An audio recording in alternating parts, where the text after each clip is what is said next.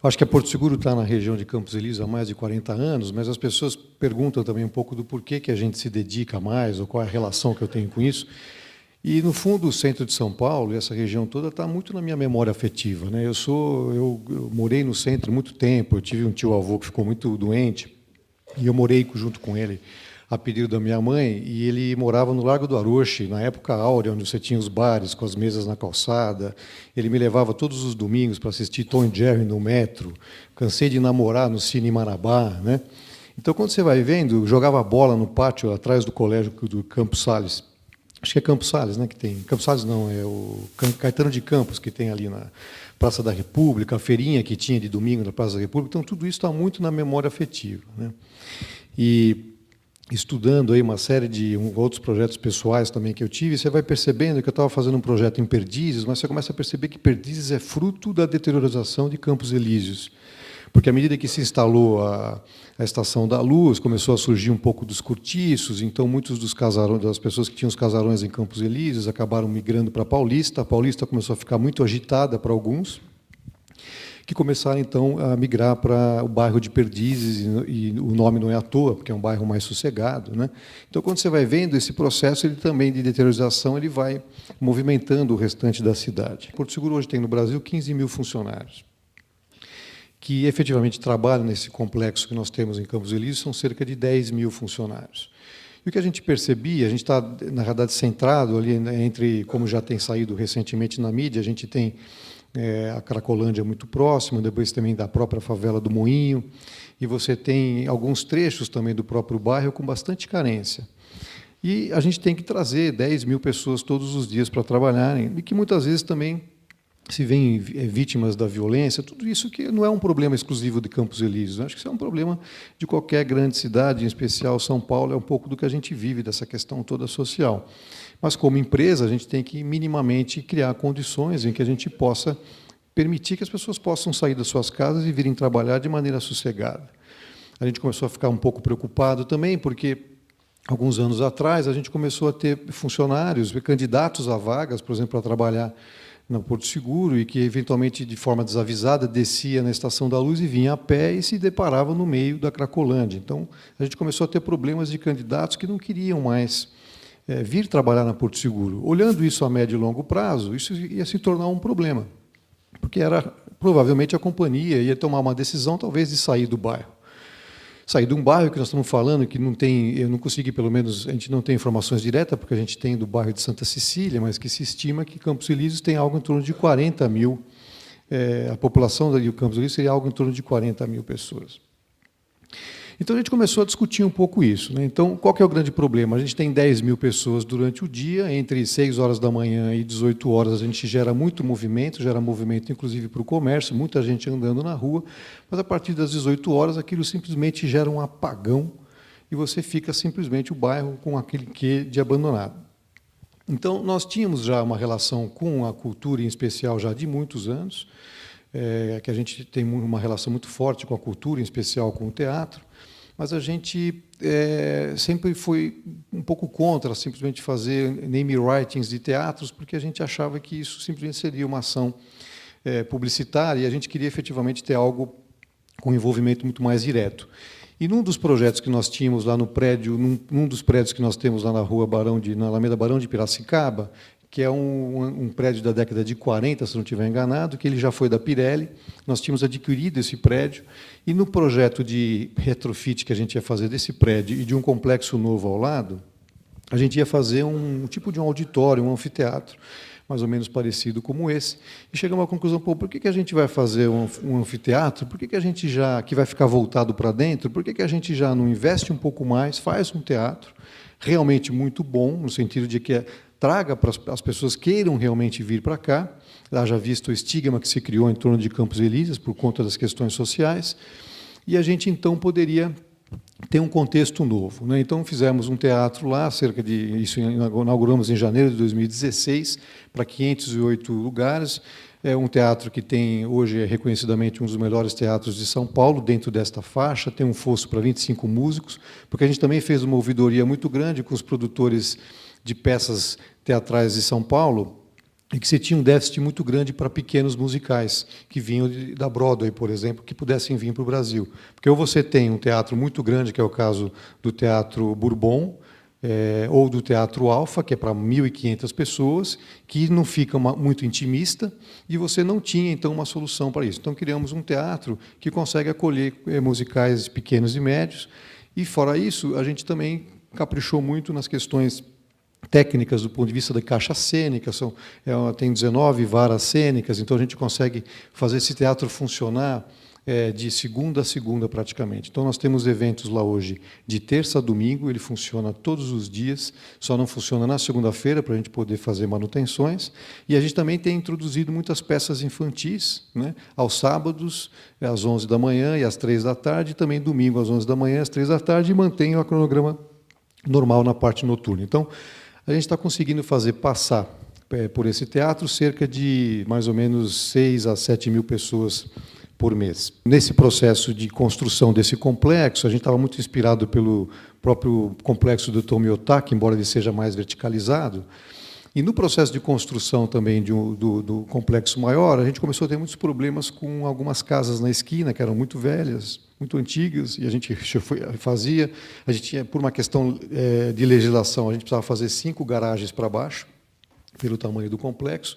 Isso estava criando uma relação de insegurança muito grande naquelas famílias, era um cortiço, viviam várias famílias lá, e a gente estava já ficando muito inseguro de que provavelmente pudesse vir ter uma fatalidade lá. Então, nós preferimos então fazer a aquisição daquela esquina, portanto é um quarteirão, e nessa esquina a gente então optou em fazer um aparelho cultural, né, um espaço cultural, que a gente já tinha um que era muito tímido, tinha problemas de logísticas, de estacionamento, e a gente achou melhor fazer um que pudesse ser, por si só, ele pudesse ser uma intervenção no bairro, que ele pudesse contribuir para essa questão mais estética, né, e pudesse chamar a atenção e que pudesse começar a mexer nessa questão da autoestima de Campos Elíseos, né. Então, fizemos um espaço cultural também para...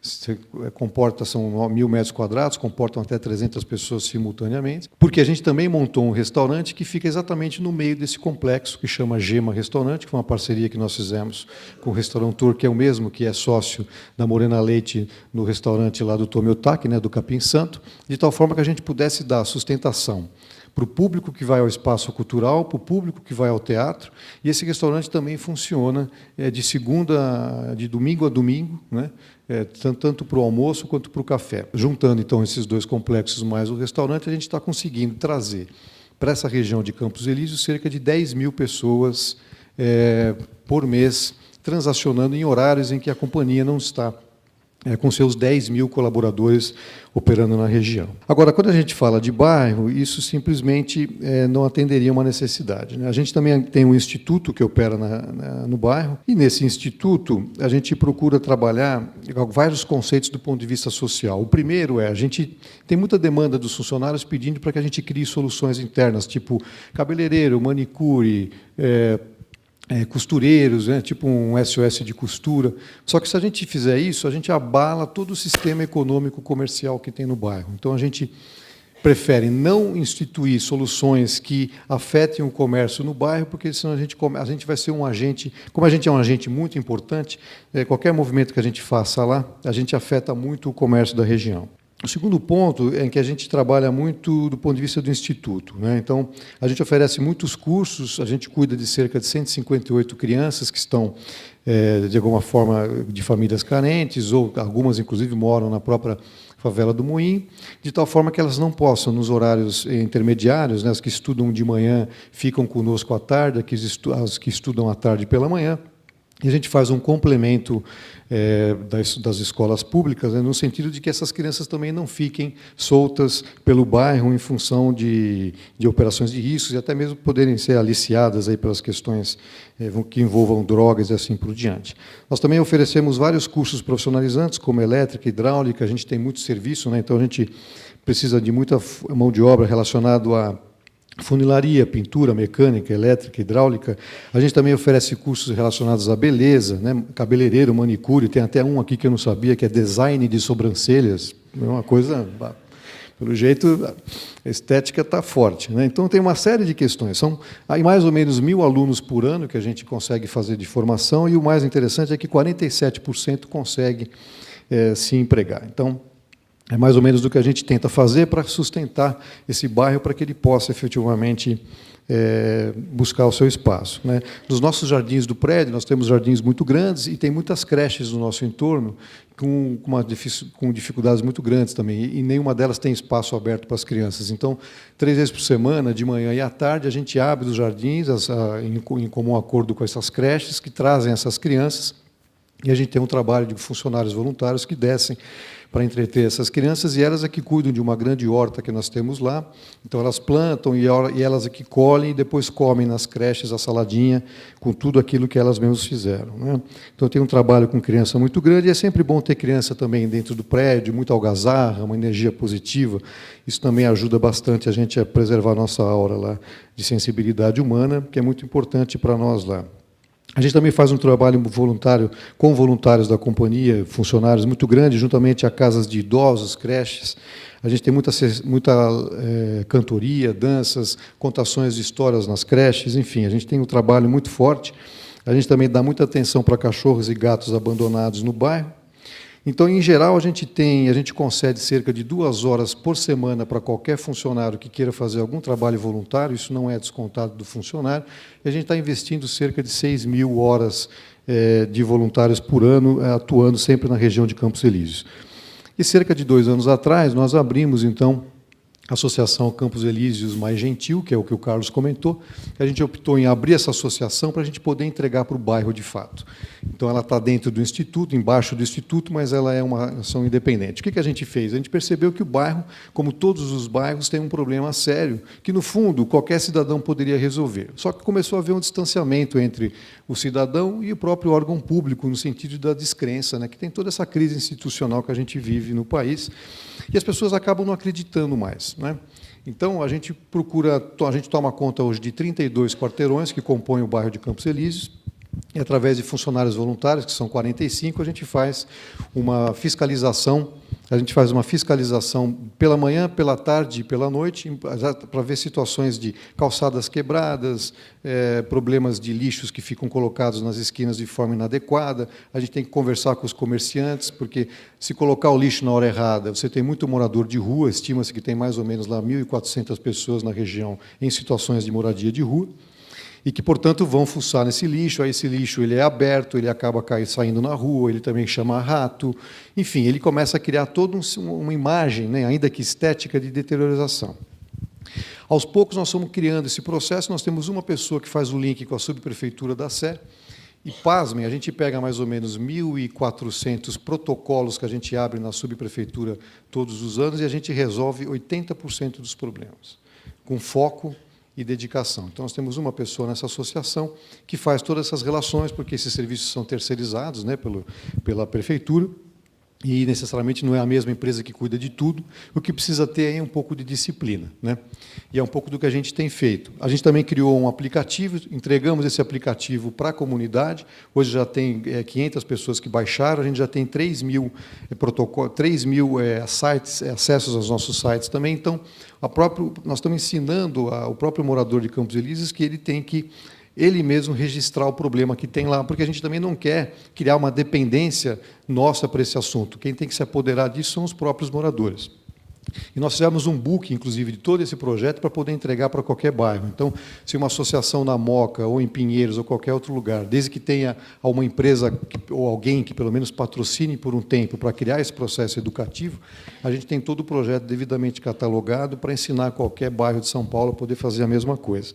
E, mais recentemente, a gente mapeou, são cerca de 280 calçadas, isso porque a gente tomou cuidado de pegar aquilo que estava muito crítico mesmo, que vai impedir que um cadeirante possa usá-la, uma pessoa que tem uma deficiência visual, ou até mesmo uma mãe grávida, por exemplo, uma pessoa de idade.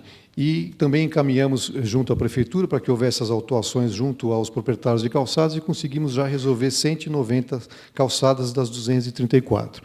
Então, o que a gente tem percebido é que, no geral, o que precisa ter, eu acho que um dos colegas aqui falou disso, né, que é protagonismo, né? Tem que ter alguém dançando, né, para que isso comece a gerar estímulo. Então, tem boa vontade, tem muita gente que a gente percebe nas relações que a gente tem com os órgãos públicos, que tem vontade, percebe que tem dificuldades, às vezes de gestão, às vezes até carência de recursos, mas não é uma má vontade, todo mundo quer o melhor. O problema é que você tem um cidadão que não sabe mais exercer seu papel de cidadania e você tem todas as dificuldades dos órgãos públicos. Então, daí é que a gente tem a crença de que, de fato, a empresa, acima de tudo, tem que ser uma empresa cidadã, né? Ela está no bairro, ela vive, ela tem como intervir, tem benefícios, muitas vezes, em função disso.